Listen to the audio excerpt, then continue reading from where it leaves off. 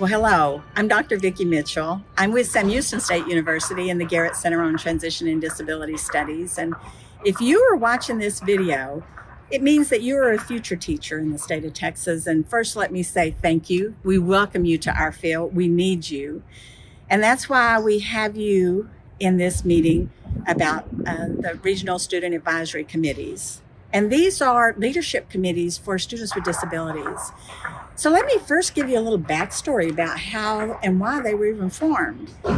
Sam Houston State University at this time is the leader for the Transition Network, the Student-Centered Transitions Network for the Texas Education Agency.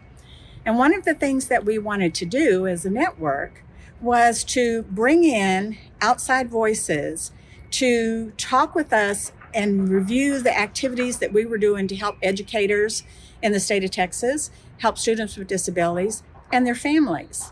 And so we created a National Advisory Committee. And as we looked at the National Advisory Committee, we realized that we did not have the voice of a student. And as I thought about the voice of a student, would we have one student on that advisory committee? It's a state advisory committee. Would we have two? Would we have more than two? Even if we had 10 on there, how do those 10 represent thousands and thousands of students in the state of Texas, all the way from El Paso to Dallas, over in Wichita Falls, down in Beaumont? Because all of those areas of our state, we're a big state, represent a lot of diversity and a lot of different types of industry, employment, where post-secondary ed is. And so even 10 wasn't going to do it. And as I thought about it, I thought, we do need to have the regions represented. In the state of Texas, you may have already learned in your education classrooms that the Texas Education Agency cannot possibly provide training and assistance to all the 1,200 plus school districts. And so they have arms of the Texas Education Agency, which are called Regional Education Service Centers. And so when we looked at having student advisory committees, we decided that we would do it through the regional ESCs, Education Service Centers. And so the decision was that every ESC would work with school districts in their region to establish regional student advisory committees of students with disabilities who were served under special ed and on an IEP. That's why we have RSACs. So what you're going to learn as you view this video, you are going to hear the perspective of a student just like you, who is a university student, who has been learning about the RSAC and who has become very active and engaged and what it meant to her. And you will also be hearing from a university professor, because we know that in this classroom, there is a course instructor there. And so I highly encourage you to listen to Dr. Lee as she talks about the role of the professor in this classroom, the course instructor, and how you can encourage the students to become actively engaged as civic engagement, as volunteer work, to facilitate the RSAC. If you, as a future teacher, decide that you want to do this type of volunteer work, service learning, what you would be doing is you wouldn't be in it alone. You would be in a classroom with a district or a campus teacher, and they would be the leader of record. You would be the volunteer. Why is it important? Because you represent the future of those students who will be sitting in those chairs, who are going to be giving their voice. And we need for them to see post-secondary ed as a possibility. And every time they look at you, they're going to see themselves. So we need you. The other thing is, what is it exactly that we want to find out from them? Well, if you do this as volunteer work, you're going to hear from Ariana Ramp, who is an honors student here at Sam Houston State University. And this video is actually her project to inform all of you in the state of Texas who will be future teachers about the RSAC and what you can do when you become a future teacher, but also what you can do as a university student in an educator preparation program. So why is this important? Exactly what does the RSAC do? Well, the Texas Education Agency is required by federal and state law to provide services to students with disabilities. You, as an individual studying to be an educator, you know that we ask other teachers how we do it. How are we doing? The principal comes in and evaluates us to let us know how we're doing. We hear from all sorts of stakeholders, whether it's campus administrators, our colleagues, our peers, our parents, what we're doing well that works and what's not working. So together as a team, we can make adjustment. Who's the one voice we don't hear? It's the person that we're doing all this for. Shouldn't we be saying to them, is this working for you? Because if it's not, we need to know. Because everything that we are doing in public education, whether you are a regular ed teacher, a general ed teacher, or whether you are going to be a special ed teacher, the purpose of public education is to prepare children for the future to become adults, to become meaningfully employed in a career with a future, to go on to post-secondary education, to become lifelong learners. And so that's why we're making this video for you, is that there is a way that you can get involved before you ever graduate, and there's a way that you can get involved after you graduate.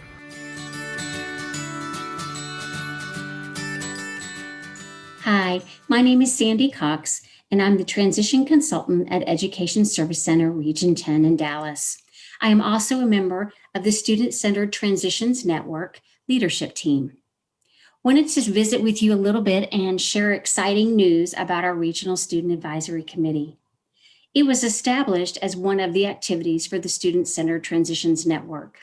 The goal is to find out, what do Texas students think about the available resources they have for transition planning, and what are the priorities of our Texas students? We wanted to collect this information to share with the Texas Education Agency so we could help guide our priorities as a network. We are thrilled that all 20 education service centers across the state of Texas have students participating. On the screen, you will see a map of the regional areas for the state of Texas. It was important to include all voices from across the state. We have over at least 125 students participating and 30 plus educator sponsors. We anticipate that to grow year after year. We have created a central location for each meeting's materials for our educator sponsors. So let's take a quick look at some of those tools.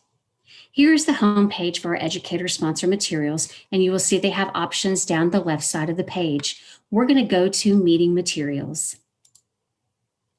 As you can see here, all 4 meetings for this school year have the exact same elements. We have a sponsor note, we have an educator sponsor agenda, we have, of course, the student agenda, and then we have our sponsor feedback form.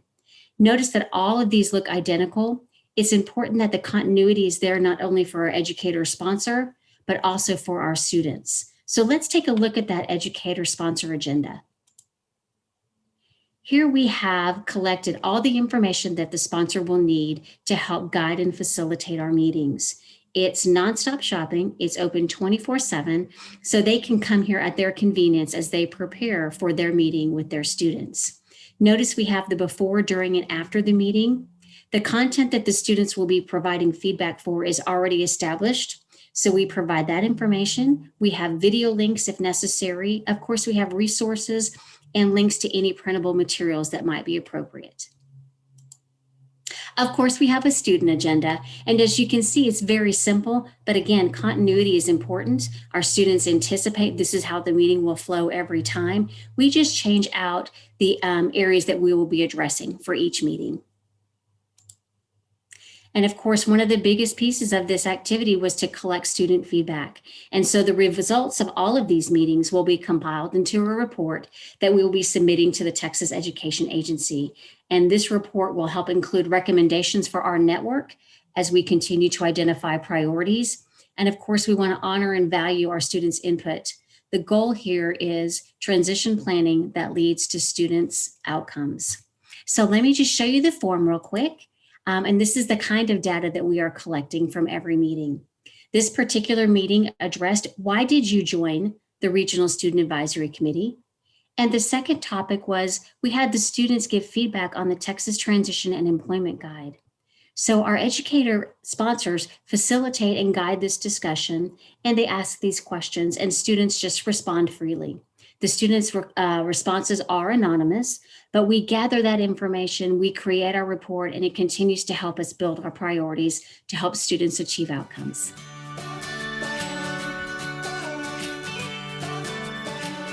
Hello, my name is Misty Lynch, and I'm the Transition Specialist in Coppell ISD. For the past 2 years, I have served as the educator sponsor for the Regional Student Advisory Committee. The high school students that are able to participate in the committee are really able to develop their leadership skills and self-advocacy skills. What's wonderful is the students are able to share their stories of their successes, but also some of their areas of concern or need. What I really love is that they're able to share their personalized stories and they feel empowered that they are helping to contribute to the improvement and the transition across Texas and for future students as well. Thank you.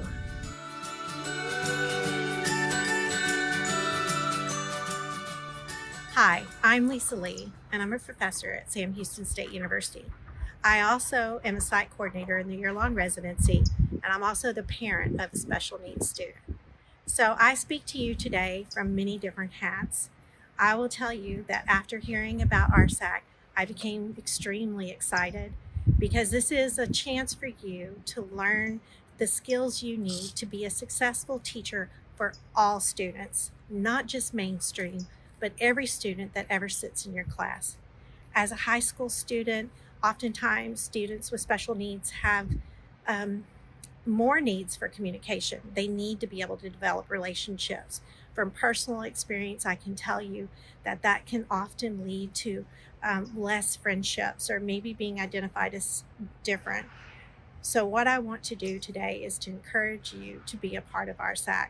This gives you the chance to develop your skills in communicating. So you're going to be partnered. You know you're going to have field work. You'll be with a mentor teacher.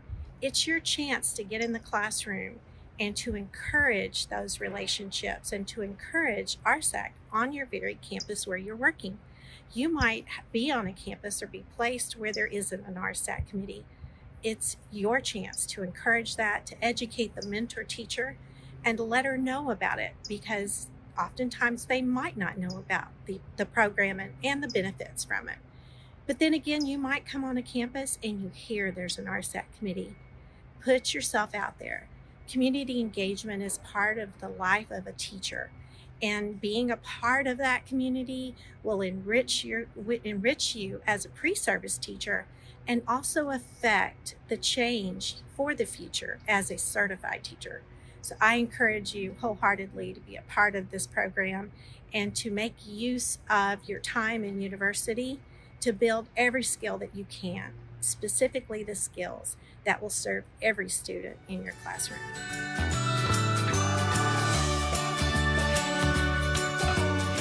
I've had a wonderful experience being a student volunteer for RSAC. I was able to meet so many wonderful students. I was able to get a lot of insight and build those meaningful connections that I will need to be able to build in the classroom.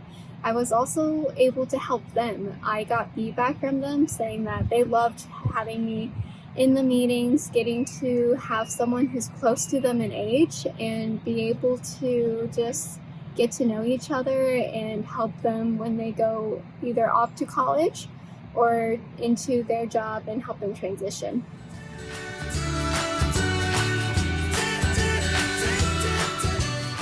So thank you for watching this video. You've learned a lot, so I'm sure that your next question is, so how do I do this? Even though we've talked a little bit about it, let's end with how you do this. If you are a university student who would like to get involved in service learning, volunteer work, being actively involved in the future of your career, then the thing to do is to contact the Regional Education Service Center that you are located in. For those of you who are the professors, the course instructors, what you might want to do is contact the Regional Education Service Center nearest you, the Special Education Department, and ask to speak to the transition specialist. That transition specialist is the one who works with all the school districts that do have RSACs. consider asking that person to come to your class and talk to your class about the RSACs that exist in your area. If you're going to be living at home in another part of the state in the future and you want to get involved, then contact the regional service center there.